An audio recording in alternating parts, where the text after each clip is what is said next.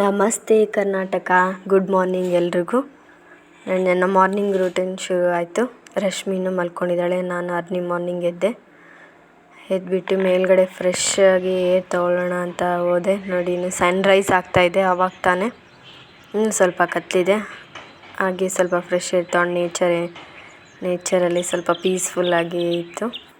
ನೋಡಿ, ಮಾರ್ನಿಂಗ್ ಇವತ್ತು ರಶ್ಮಿ ಆಲ್ರೆಡಿ ಅಡುಗೆ ಮನೆಯಲ್ಲಿ ಕೆಲಸ ಶುರು ಮಾಡ್ಕೊಂಡಿದ್ದಾಳೆ. ಎಲ್ಲ ಕ್ಲೀನ್ ಮಾಡ್ಕೋತಾ ಇದ್ದಾಳೆ ಅಡುಗೆ ಮನೆಯಲ್ಲಿ. ಪಾಪು ಮಲಗಿದ್ಲು ಬೆಳಗ್ಗೆ ಆಲ್ರೆಡಿ. ಅಮ್ಮನೇ ಇವತ್ತು ಕಸ ಗುಡಿಸ್ತಾಯಿದ್ರು. ನಾನು ಪಾಪುನ ಮಲಗಿಸಿದ್ನಲ್ಲ. ಓಕೆ, ನಾನು ಒಂದು ಸೈಡ್ ಆಲ್ರೆಡಿ ರೈಸ್ ಇಟ್ಟಿದ್ದೀನಿ. ಈಗ ಇಲ್ಲಿ ಒಂದು ಕಡಾಯಿ ಇಟ್ಟಿದ್ದೀನಿ. ಇದನ್ನು ನಾನು ನಿಮಗೆ ತೋರಿಸಿದೆ, ಇಂಡಸ್ ವ್ಯಾಲಿಯಲ್ಲಿ ತೊಗೊಂಡಿದ್ದನ್ನು. ಈ ಕಡಾಯಿ ಇದರಲ್ಲಿ ಫಸ್ಟ್ ನಾನು ಸ್ವೀಟ್ ಐಟಮೇ ಮಾಡಬೇಕು ಅಂತಂದು ತುಂಬ ದಿನ ಆಯ್ತು ತರಿಸಿ. ಆಲ್ರೆಡಿ ಒಂದು ಮಂತ್ ಆಗ್ತಾ ಬಂತು, ಬಟ್ ಮಾಡಿರೇ ಇದ್ದಿಲ್ಲ, ಆಗ್ತಾನೆ ಇರಲಿಲ್ಲ. ಅದಕ್ಕೆ ಇದ್ರಲ್ಲಿ ಫಸ್ಟು ಸ್ವೀಟ್ ಐಟಮ್ ಮಾಡೋಣ, ಪಾಯಸ ಮಾಡೋಣ ಅಂತ ಇವತ್ತು ರೆಡಿ ಮಾಡಿಟ್ಕೊಂಡಿದ್ದೀನಿ. ನೋಡಿರಿ, ಅದರಲ್ಲೇ ನಾನು ಎಲ್ಲ ವುಡನ್ ಸ್ಪ್ಯಾಚುಲಾಸ್ ಎಲ್ಲ ತರಿಸಿದ್ದೆನ. ಅದಕ್ಕೆ ಇದರಲ್ಲೇ ಫಸ್ಟ್ ನಾನು ಮಾಡಬೇಕು ಅಂತ ಅಂದು ಎಲ್ಲ ನಾನು ರೆಡಿ ಮಾಡಿಟ್ಕೊಂಡಿದ್ದೀನಿ. ಬಟ್ ಮಾಡಲಿಕ್ಕಾಗಲಿಲ್ಲ. ಈಗ ಅದಕ್ಕೆ ಮಾಡ್ತಾಯಿದ್ದೀನಿ. ಈಗ ಆಲ್ರೆಡಿ ಇದು ರೋಸ್ಟೆಡ್ ಸಾಗೆ ಇಲ್ಲಿ ಒಂದೆರಡು ಚಿಟಿಕೆಯಷ್ಟು ಇದನ್ನು ಏಲಕ್ಕಿ ತೊಗೊಂಡಿದ್ದೀನಿ. ಏಲಕ್ಕಿ ಕುಟ್ಟಿಟ್ಕೊಂಡಿದ್ದೀನಿ. ಇಲ್ಲಿ ದ್ರಾಕ್ಷಿ, ಗೋಡಂಬಿ ಮತ್ತು ಬಾದಾಮಿನ ಕಟ್ ಮಾಡಿಟ್ಕೊಂಡಿದ್ದೀನಿ. ಇದನ್ನೆಲ್ಲ ಸ್ವಲ್ಪ ತುಪ್ಪದಲ್ಲಿ ಫಸ್ಟಿಗೆ ಫ್ರೈ ಮಾಡಿ ತೆಗೆದುಕೊಂಡ್ಬಿಡ್ತೀನಿ. ಆಮೇಲೆ ಹಾಲು ಬೇಕು.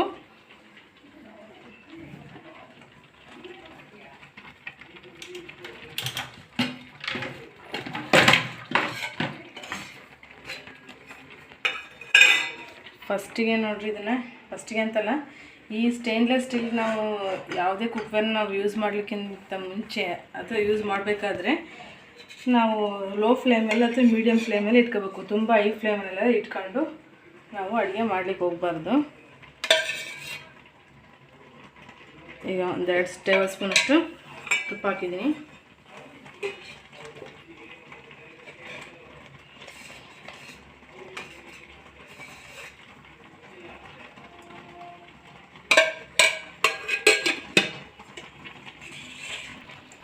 ನೋಡಿರಿ, ಈಗ ತುಪ್ಪ ಹಾಕಿದ್ದೀನಿ. ಬಿಸಿಯಾಗಿದೆ, ತುಂಬ ಚೆನ್ನಾಗಿದೆ. ಇದು ಈವನ್ನಾಗಿ ಹೀಟಾಗಿದೆ. ನೋಡಿರಿ, ಡ್ರೈ ಫ್ರೂಟ್ಸ್ ಎಲ್ಲ ಹಾಕಿ ಫಸ್ಟು ಫ್ರೈ ಮಾಡ್ಕೊಳ್ತೀನಿ.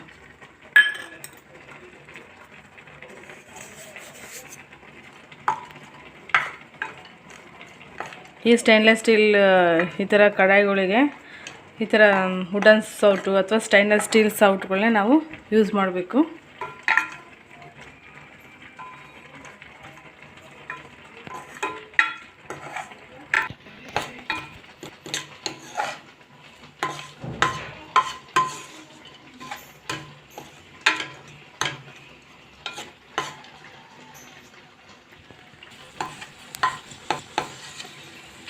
ನೋಡಿರಿ, ಡ್ರೈ ಫ್ರೂಟ್ಸ್ ಎಲ್ಲ ಫ್ರೈ ಆಗಿದೆ. ಈಗ ತಗೊಳ್ತಿದ್ದೀನಿ.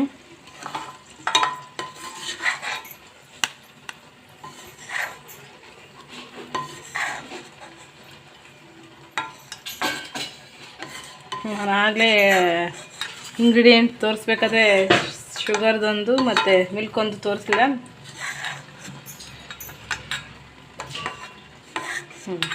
ಯಾರಾದರೂ ಮನೆಗೆ ಗೆಸ್ಟ್ಗಳು ಬಂದರೆ ತಕ್ಷಣವೇ ಈ ರೀತಿಯಾಗಿ ನೀವು ಪಾಯಸ ಮಾಡ್ಕೋಬೋದು. ತುಂಬ ಚೆನ್ನಾಗಿರುತ್ತೆ. ಈಗ ಇದಕ್ಕೇ ಶಾವಿಗೆ ಹಾಕ್ತಿದ್ದೀನಿ. ಶಾವಿಗೆ ಸ್ವಲ್ಪ ಬಿಸಿ ಆದ ತಕ್ಷಣ ಹಾಗೆ ಹಾಲು ಹಾಕೊಂಡ್ಬಿಡೋಣ. ಇನ್ನೇನು ರೋಸ್ಟ್ ಮಾಡೋ ಅವಶ್ಯಕತೆ ಇರಲ್ಲ, ಯಾಕಂದರೆ ಇದು ಆಲ್ರೆಡಿ ರೋಸ್ಟೆಡ್ ಸೇಮಿಯಾ.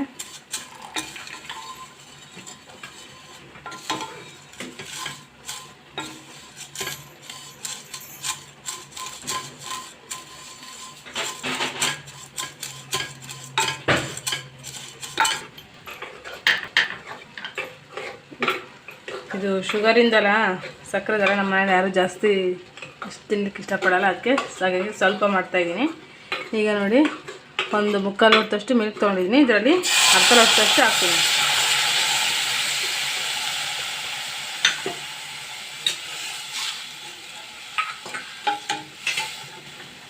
ಇನ್ನೂ ಒಂದು ಸ್ವಲ್ಪ ಹಾಲು ಮಿಕ್ಕಿದ್ದೀನಿ, ನೋಡಿಕೊಂಡು ಹಾಕೋಣ.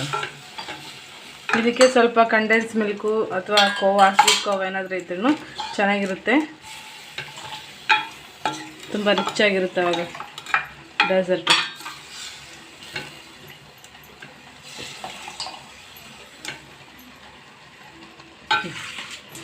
ಈಗ ಮಿಕ್ಕಿದ ಹಾಲು ಕೂಡ ಹಾಕ್ಕೊಳ್ತಿದ್ದೀನಿ.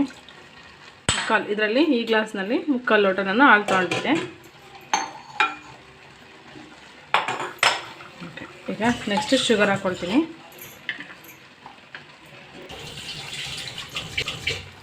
ನೋಡಿರಿ, ಇದರಲ್ಲಿ ಒಂದು 4 ಸ್ಪೂನಷ್ಟು ನಾನು ಶುಗರ್ ಹಾಕ್ತೀನಿ. 3ರಿಂದ 4 ಹಾಕಿದರೆ ಸಾಕು. 3 ಸ್ಪೂನ್ ಹಾಕಿದ್ದೀನಿ, ಸಾಕು. ಮತ್ತು ತುಂಬ ಸಿಹಿ ಆಗಿಬಿಡುತ್ತೆ.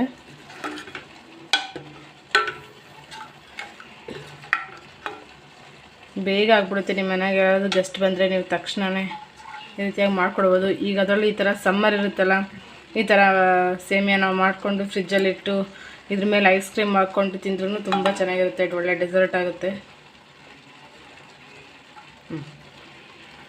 ಇನ್ನು ಏಲಕ್ಕಿ ಪೌಡರು, ಡ್ರೈ ಫ್ರೂಟ್ಸ್ ಎಲ್ಲ ಲಾಸ್ಟಿಗೆ ಹಾಕ್ತೀನಿ ಆಮೇಲೆ. ಈಗ ಇದು ಸ್ವಲ್ಪ ಬಾಯ್ಲ್ ಆಗಲಿ, ಅಲ್ಲಿವರೆಗೂ ಲಿಡ್ ಕ್ಲೋಸ್ ಮಾಡ್ತೀನಿ.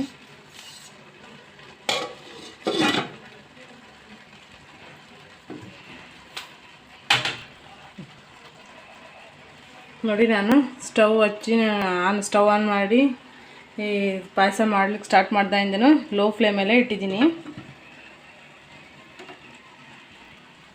ಹೈ ಫ್ಲೇಮಲ್ಲಿ ಇಟ್ಟು ಮಾಡಿಬಿಟ್ರೆ ಅದು ಕಡಾಯಿ ಎಲ್ಲ ನಮ್ಮದು ಸ್ಟೀಲ್ದು ಯಾವುದೇ ಆಗಲಿ ಸ್ಟೀಲ್ ಐಟಮ್ ಎಲ್ಲ ಹಾಳಾಗ್ಬಿಡುತ್ತೆ. ಅದಕ್ಕೆ ಇದನ್ನು ಯಾವಾಗಲೂ ಲೋ ಫ್ಲೇಮ್ ಅಥವಾ ಮೀಡಿಯಮ್ ಫ್ಲೇಮಲ್ಲಿ ಇಟ್ಕೊಂಡು ಮಾಡಬೇಕು. ನೋಡಿರಿ, ನಮ್ಮ ಫ್ರಿಜ್ ಬೇರೆ ಯಾಕೋ ಆನ್ ಆಗ್ತಾ ಇಲ್ಲ. ನೋಡಿರಿ, ಟೊಮೊಟೊ ತರಕಾರಿ ಎಲ್ಲ ಅದಕ್ಕೆ ಈಚೆ ಕಡೆ ಇಟ್ಬಿಟ್ಟಿದ್ದೀನಿ. ನಮ್ಮ ಮನೆ ಅವಸ್ಥೆ ಹೆಂಗಾಗ್ಬಿಟ್ಟಿದೆ ನೋಡಿರಿ. ಎಷ್ಟು ನೀಟ್ ಮಾಡ್ಕೊಂಡ್ರು ಹಿಂಗೆ. ಅದರಲ್ಲಿ ಫ್ರಿಜ್ ಬೇರೆ ಆನ್ ಆಗ್ತಿಲ್ಲ. ಎಷ್ಟು ಟ್ರೈ ಮಾಡಿದ್ರೂ ಸರಿ ಹೋಗ್ತಿಲ್ಲ, ಎಲ್ಲ ಹಂಗೆ ಇದೆ.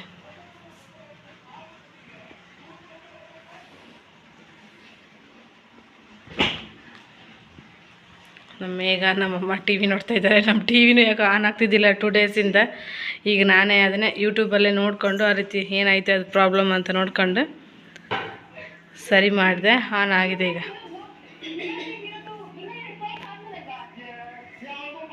ಸೀರಿಯಲ್ ನೋಡ್ತಾ ಇದ್ದಾರೆ. ಯಾವುದಿತ್ತು ಸೀರಿಯಲ್ ಮೇಘ? ಶ್ರೀ ಗೌರಿ. ಹಾಯ್ ಅಮ್ಮ.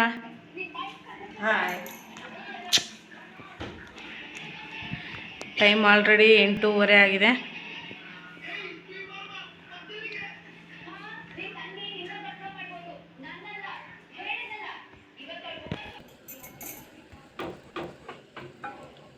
ಈಗ ನೋಡಿರಿ, ಶಾವಿಗೆ ಎಲ್ಲ ಕ್ಲೀನಾಗಿ ಬೆಂದಿದೆ. ಈಗ ಇದಕ್ಕೆ ಲಾಸ್ಟಲ್ಲಿ ನಾನು ಡ್ರೈ ಫ್ರೂಟ್ಸು ಮತ್ತು ಏಲಕ್ಕಿ ಪುಡಿ ಇದರಲ್ಲೇ ಇದೆ, ಎಲ್ಲ ಹಾಕ್ಕೊಳ್ತಾ ಇದ್ದೀನಿ.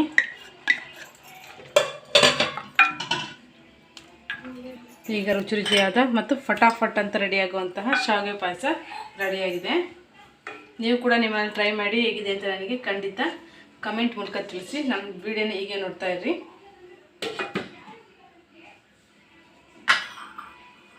ಓಕೆ, ನೆಕ್ಸ್ಟ್ ವಿಡಿಯೋ ಕಂಟಿನ್ಯೂ ಆಗುತ್ತೆ.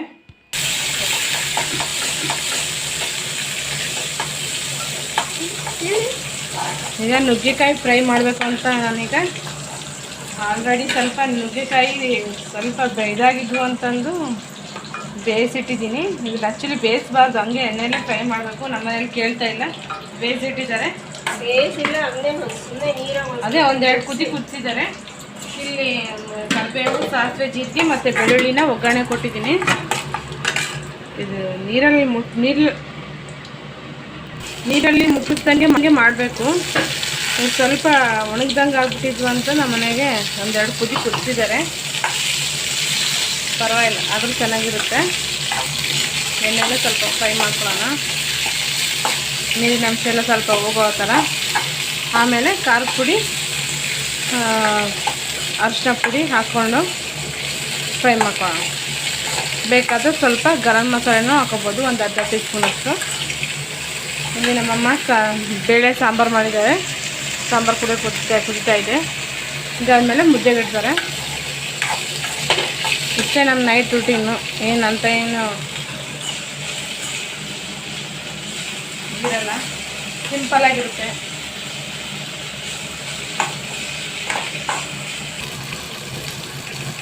ನಮ್ಮಮ್ಮ ಆಲ್ರೆಡಿ ಸ್ವಲ್ಪ ಇದನ್ನು ಕುದಿಸ್ಬೇಕಾದ್ರೂ ಸ್ವಲ್ಪ ಉಪ್ಪು ಹಾಕಿದ್ರಂತೆ. ಈಗ ಒಂದು ಸ್ವಲ್ಪ ಹಾಕ್ಕೊಳ್ತಿದ್ದೀನಿ.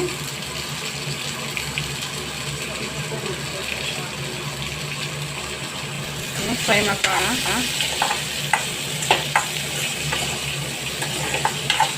ನೆಕ್ಸ್ಟ್ ಟೈಮ್ ಇದನ್ನ ಫ್ರೆಶ್ ನುಗ್ಗಿಕಾಯಿ ತಂದಾಗ ಮಾಡಿ ತೋರಿಸ್ತೀನಿ. ತುಂಬ ಚೆನ್ನಾಗಿರುತ್ತೆ ಊಟಕ್ಕೆ ಹಂಚಿಗೆ. ಇದು ನಮ್ಮ ಮೀನಂದು ರೆಸಿಪಿ, ನಮ್ಮ ಮೀನು ಹೇಳ್ಕೊಟ್ಟಿದ್ದು. ಇದೇ ರೀತಿ ನಾವು ಬೆಂಡೆಕಾಯಿನಲ್ಲೂ ಮಾಡ್ಕೋಬೋದು, ತುಂಬ ಚೆನ್ನಾಗಿರುತ್ತೆ.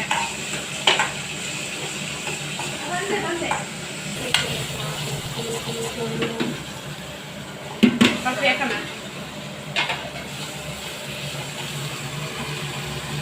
ಇನ್ನು ಖಾರ ಪುಡಿ ಹಾಕ್ಲಿಕ್ಕಿಂತ ಮುಂಚೆ ಚೆನ್ನಾಗಿ ಫ್ರೈ ಮಾಡ್ಕೋಬೇಕು, ಇಲ್ಲಾಂದರೆ ಘಾಟ್ ಆಗಿಬಿಡುತ್ತೆ. ಒಂದು 10 ನಿಮಿಷ ಚೆನ್ನಾಗಿ ಫ್ರೈ ಮಾಡ್ಕೊಂಡ್ಬಿಟ್ರೆ ಸೂಪರ್ ಟೇಸ್ಟಿಯಾಗಿರುತ್ತೆ. ಊಟದ ಜೊತೆಗೆ ನೆಂಚಿಗೆ ಉಪ್ಪಿನಕಾಯಿ ಥರ. ಇದೇ ಥರ ನೀವು ಬೆಂಡೆಕಾಯಿನಲ್ಲೂ ಆಲೂಗಡ್ಡೆನಲ್ಲೂ ಮಾಡ್ಕೊಂಡು ತಿನ್ಬೋದು, ಸಕ್ಕತ್ತಾಗಿರುತ್ತೆ. ನನಗಂತೂ ಭಾಳ ಇಷ್ಟ ಈ ಥರ.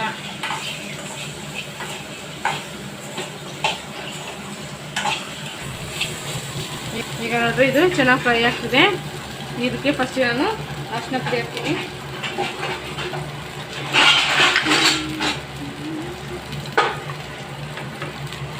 ಒಂದು 1/4 ಟೀ ಸ್ಪೂನಷ್ಟು ಅರಿಶಿನ,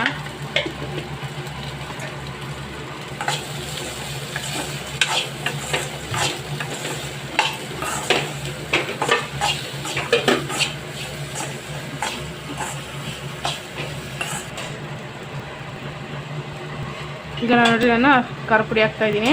ಇದಕ್ಕೆ ಬೇಕಾದರೆ ಸ್ವಲ್ಪ ಧನಿಯಾ ಪೌಡರು ಮತ್ತು ಗರಂ ಮಸಾಲೆನೂ ಹಾಕ್ಬೋದು.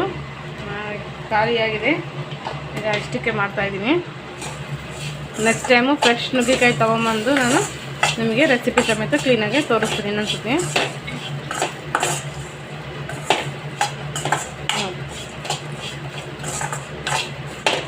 ಖಾರ ಪುಡಿ ಹಾಕಿದ ಮೇಲೆ ಜಾಸ್ತಿ ಫ್ರೈ ಮಾಡಲಿಕ್ಕಾಗಲ್ಲ, ಯಾಕಂದ್ರೆ ಘಾಟ್ ಆಗಿಬಿಡುತ್ತೆ.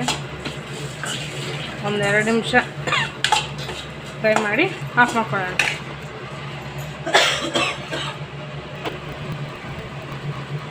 ಈಗ ನೋಡಿ ನುಗ್ಗೆಕಾಯಿ ಫ್ರೈ ಎಲ್ಲ ರೆಡಿಯಾಗಿದೆ. ಈಗ ನಾನು ಸ್ಟವ್ನ ಆಫ್ ಮಾಡ್ಕೊಳ್ತೀನಿ, ಸಾಕು. ಈ ಸೈಡ್ ನಮ್ಮಮ್ಮ ಮುದ್ದೆ ಇಟ್ಟಿದ್ದಾರೆ. ಈ ಸೈಡ್ ನಮ್ಮಮ್ಮ ಮುದ್ದೆ ಇಟ್ಟಿದ್ದಾರೆ ಆಲ್ರೆಡಿ. ರೈಸ್ ಆಗಿದೆ, ಸಾಂಬಾರಾಗಿದೆ, ನುಗ್ಗೆಕಾಯಿ ಫ್ರೈ ಕೂಡ ಆಗಿದೆ. ಇಷ್ಟು ನಾನು ಇವತ್ತಿನ ನೈಟ್ ಡಿನ್ನರ್. ಹತ್ರ ಫೋನಲ್ಲಿ ಮಾತಾಡ್ತಿದ್ದೆ. ಊಟ ಆಯಿತಾ ನಮ್ಮ ಕುಶಾಂಕ್ ಪಲ್ಕಣ್ಣ ಅಂತಂದು. ನಮ್ಮದೆಲ್ಲ ಊಟ ಆಯಿತು, ಪಾತ್ರೆ ಎಲ್ಲ ತೊಳೆದಿಟ್ಟೆ. ಕಿಚನ್ ಒಂದು ನಮ್ಮಮ್ಮ ಕ್ಲೀನ್ ಮಾಡಿದ್ದಾರೆ. ಸ್ವಲ್ಪ ಬೆಳಿಗ್ಗೆ ಎದ್ದು ಸ್ವಲ್ಪ ಡೀಪ್ ಕ್ಲೀನ್ ಮಾಡಿ ಸ್ಟಾರ್ಟ್ ಮಾಡ್ಕೋಬೇಕು. ಇವತ್ತಿನ ವಿಡಿಯೋ ಇಲ್ಲಿಗೆ ಎಂಡ್ ಮಾಡ್ತಾಯಿದ್ದೀನಿ. Good night. ಯಾರಿಗೆಲ್ಲ ಈ ವಿಡಿಯೋ ಇಷ್ಟ ಆಗಿದೆ ದಯವಿಟ್ಟು ಲೈಕ್ ಮಾಡಿ, ಸಬ್ಸ್ಕ್ರೈಬ್ ಮಾಡಿ, ಹಾಗೂ ನಿಮ್ಮ ಫ್ರೆಂಡ್ಸ್ ಆ್ಯಂಡ್ ಫ್ಯಾಮಿಲಿಗೆ ಶೇರ್ ಮಾಡಿ. ಬಾಯ್ ಬಾಯ್.